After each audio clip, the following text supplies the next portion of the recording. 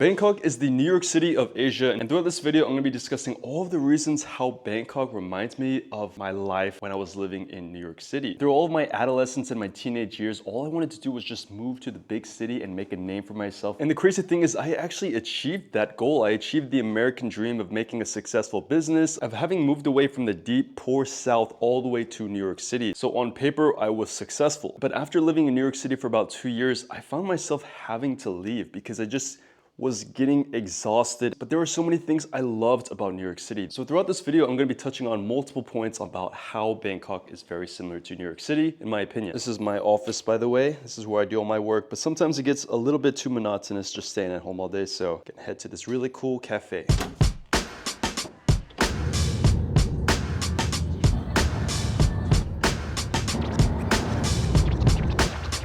All right, we are here. This is Archive Coffee.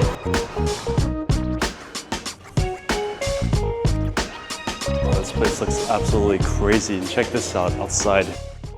Now, the first point is going to be that Bangkok is a city where people migrate to. People from Isan, people from the South, they all migrate to Bangkok in order for opportunities, in order to meet people, in order to build businesses, in order to make a name for themselves. And not only that, but it's an international hub where people from around the entire world migrate to. There's so many different neighborhoods in Bangkok. You've got the Arab neighborhood, you've got the Chinatown, you've got the Koreatown, you've got the digital nomads, you've got the older expat community, you've got the entrepreneurs, you've got the crypto bros, where it's a very lively city full of opportunity and interesting people. If you first come to Bangkok just as a holiday or vacation, you're probably not going to experience much of this community, but after living here for a while, you're going to realize there are so many rich and so many diverse communities. It's like when I first moved to New York City, I didn't know what my goal was, I didn't know what my plan was, I didn't know what business I would pursue, but I moved there because I knew that the city would have this kind of infectious energy.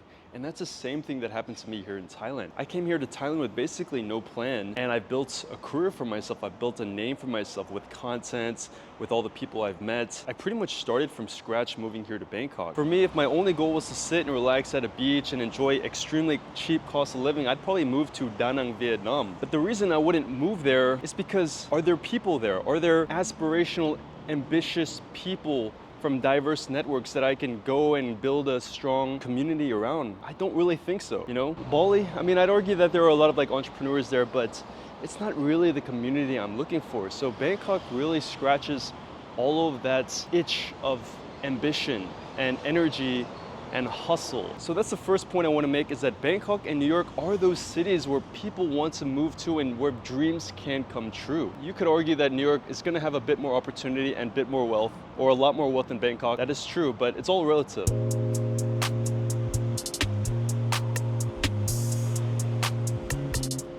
Got this nice Porsche out here.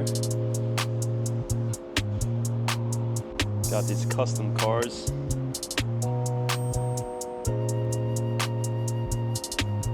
We got a GTR and a Ferrari.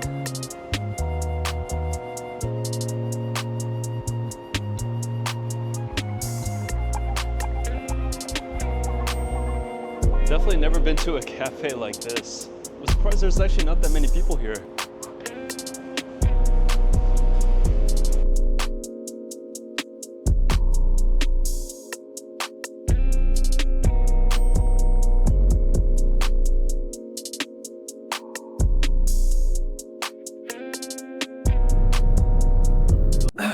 All right, number two is going to be that it's quite culturally immersive, both Bangkok and New York. Unlike other cities, other big cities in Asia like Seoul or Tokyo, I think it's quite difficult as a foreigner to come to those cities and to really immerse yourself into the culture, or to really immerse yourself with the community. But with Bangkok, you could come here by yourself, not knowing anybody, and could pretty easily make friends. You could go into a local bar, cheers a guy that looks like he's from where you're from, and just start the conversation from there. And that's the same magnetism that New York City has. You could come here all alone, just with your bags, and pretty much find your way, find your tribe, find your community, find your network. That to me is the single biggest reason why Thailand, or specifically Bangkok, will always feel like home. It's because of the people, it's because of the ability to connect with locals or expats. Number three is that they're both very urban. They're both concrete jungles filled with its own attitude, its own energy, its own pace, and every single neighborhood differs in terms of its culture, its scene, its people, its different personality. For example, all the different neighborhoods in New York City, for example, Wall Street or Upper East Side or Harlem or Chinatown, like they all look like different cities. That's the same with Bangkok. You could go to Chittagong where it looks super luxurious, super high end, very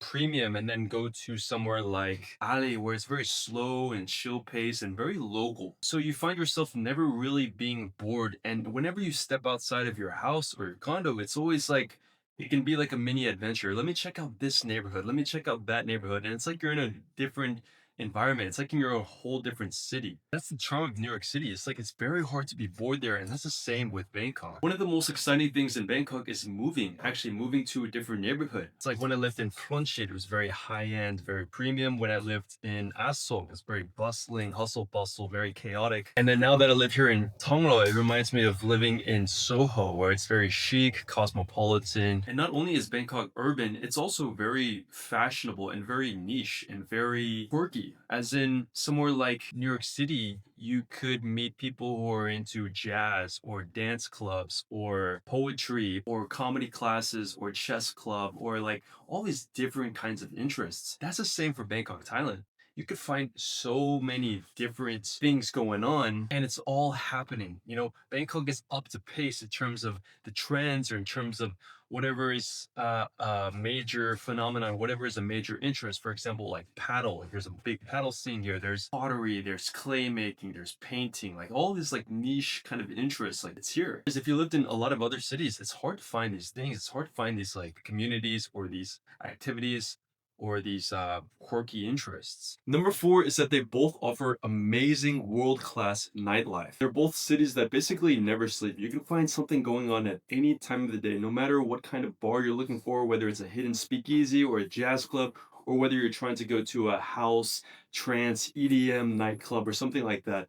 You can find it at any time of the day in almost every single neighborhood. And it's like almost every single day there's like a new restaurant, new rooftop, new nightclub, new lounge. These things are opening up like every single other week or something. There's always these spots to hang out. And if you're not a big alcohol person, it doesn't matter. Like there's nice restaurants, nice rooftops, a lot of really cool places to meet up. And that brings me to my next point, number five, which is it's easy to lose yourself here. You know, it's easy to lose yourself in New York City. It's easy to lose yourself here in Bangkok. As in, Thailand has kind of a reputation of being like the Las Vegas of Asia, in the sense that there's like Dushin, there's kind of like the red light district, the nightlife, things like that. That is a strong similarity of like Las Vegas. A lot of people travel to Las Vegas for that. A lot of people travel to Thailand for that. So they both kind of have that seedy reputation, and it can be easy to lose yourself. You know, specifically for Thailand or for Bangkok, you can easily get lost in the sauce. You can easily get lost in hedonism, into not working on yourself, into not making money, into excess alcoholism, or always going out, or never taking care of your health, of always chasing women and dating and things like that. Whereas it's easy to also lose yourself in New York City. It's easy to lose yourself in the hustle culture of always comparing yourself with your peers that seemingly are always doing better than you. It's easy to lose yourself in drugs, especially in New York City.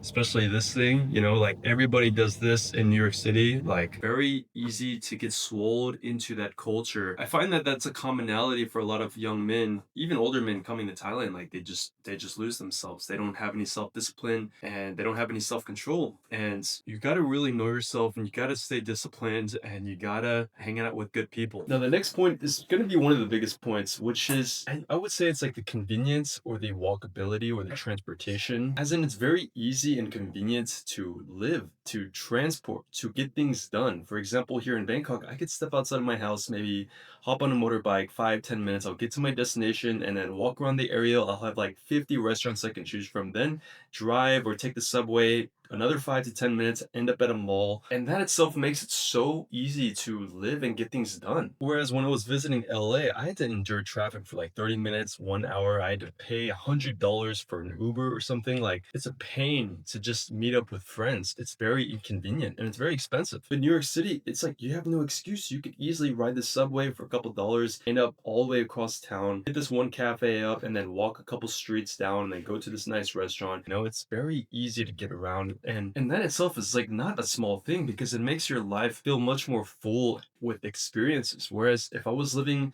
in the suburbs or even in LA, for example, I would probably just stay home majority of the time. I would always use the excuse of, oh, I don't want to endure 30 minutes of traffic, or I don't want to pay $50 for an Uber. I'm just going to stay home instead. I'm not going to hang out with my friends. Whereas in Bangkok and in New York, you have the privilege of being able to meet up with people or to go to places and it not be such a huge burden. All right, guys, it is about 6 p.m. About to head out, get something to eat, and also play some golf and meet up with a friend. So I'll see you there.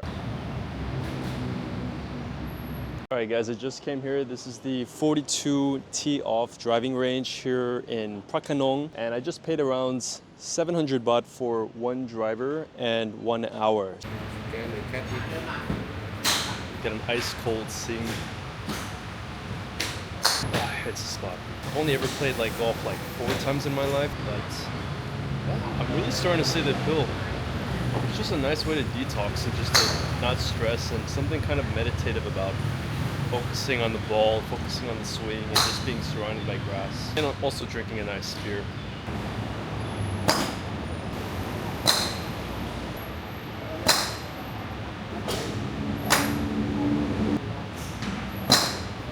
As you can see, I'm not very good. Oh, nice. All right, good morning. It is currently the next day. We're about to head to the gym, so I'll see you there.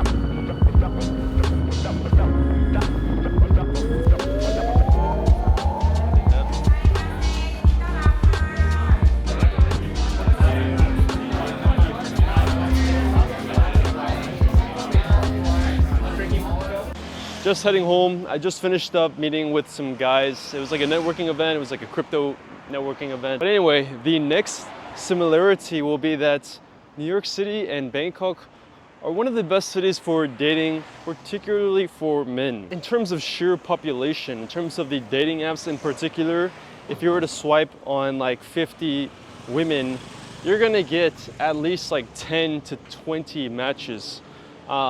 If you were to do that in New York City or in Bangkok. Whereas if you were to do that in like San Francisco or like South Korea or like Tokyo or in a lot of other large cities, I don't think it's that easy. And also with like the kind of social aspect of Bangkok and New York City, it's very easy to like spark up conversations. It's very easy to meet new people, whether it's through dating apps or events or just by walking on the street. I think Bangkok and New York City are gonna be one of the most opportune cities for dating, particularly for men. So I think I'm gonna end the video here. I hope you guys enjoyed this video. Make sure to check out my remote work mentorship if you're interested in finding remote work. You can also follow me on Instagram at I'm Paul Lee, and I'll see you guys in the next video. Thanks for watching.